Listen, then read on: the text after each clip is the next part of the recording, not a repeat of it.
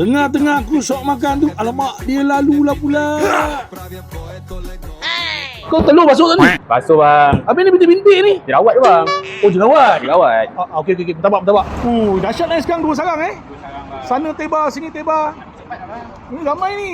Murtabak tanah Melayu. Dekat Semabuk ni memang tak kedekut bahan lah. Kau tengok lah. Dah pecah telur dalam, pecah lagi kat luar, tambah lagi daging. Inilah dia Cik Man Murtabak tanah Melayu dekat Semabuk Melaka tu. Kalau order yang cheese macam tak ada esok dia tabur cheese tu. Dia bagi 2 kuah kat kau, 1 kuah kari, 1 lagi sos dia yang mantap ni. Murtabak. Dua-dua ni special. Walaupun yang ni original special, yang ini ada cheese special. Janji special. Murtabak tanah Melayu. Kau tengok sini lah, murtabak dia yang tebal macam ni, isi banyak macam ni. Kalau datang makan dengan family, memang puas hati lah. Cheese dia tarik sampai awan bang. Yang datang kedai Cik Man Murtabak tanah Melayu ni bukan orang Melaka je tau, orang luar Melaka pun sampai. Memang kenyang bang datang kat sini. Kau tengok dia punya tebal macam mana. Kalau bawa family tak nak makan murtabak, kau boleh makan dia punya mi Bandung. Mi Bandung special dia kau kena order, macam-macam ada kat dalam.